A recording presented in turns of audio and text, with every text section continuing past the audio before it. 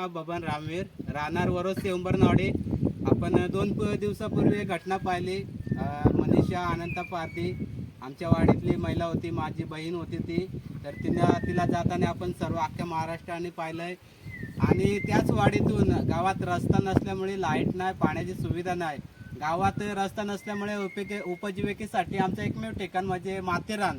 तर माथेरान जाण्यासाठी रस्ता एवढा खडतर आहे तर सांगू शकत नाही तुम्हाला. आम्ही 2.5 तास पायवाट करून आता वरती आलोय. सकाळी 6ला निघलोय, आता वाजले तर 7:30, म्हणजे 2 तास झाले आम्हाला वरती यायला.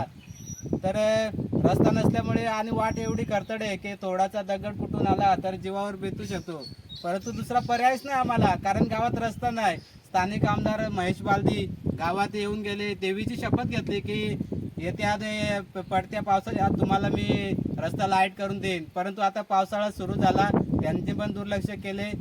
अनेक एवढी लोकसंख्या आहे परंतु शाळेत जाण्याचा मुलांना त्रास होतोय. भरपूर समस्या या वाडीमध्ये.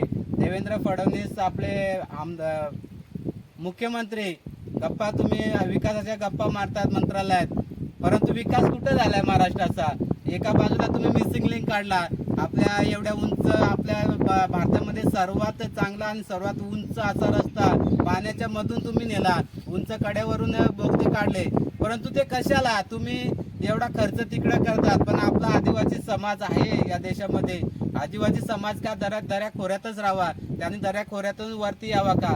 असं आहे का? तर देवेंद्र फडणवीस आणि माननीय श्री एकनाथ साहेब, तुम्हाला हीच विनंती आहे की वरोसा, आरकसवाडी, पिरकडवाडी आणि उंबरनावाडी या 4ही वाड्या पूर्ण मूलभूत सुविधापासून वंचित आहेत.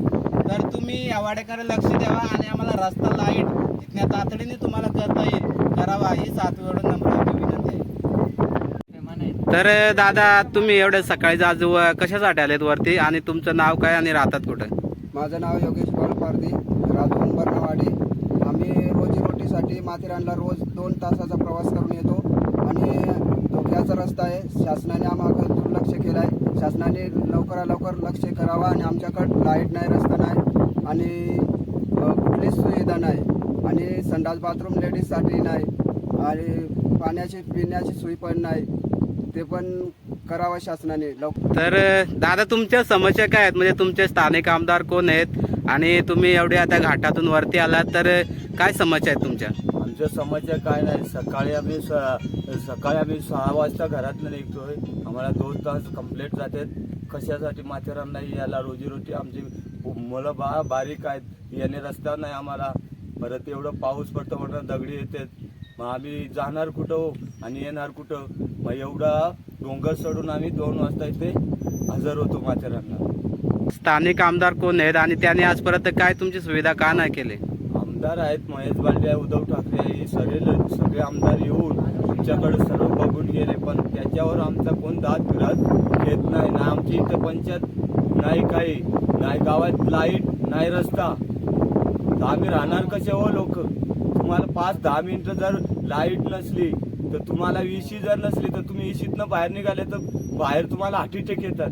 मग आम्ही एवढ्या जंगलात राहून आम्ही राहणार कसे हो?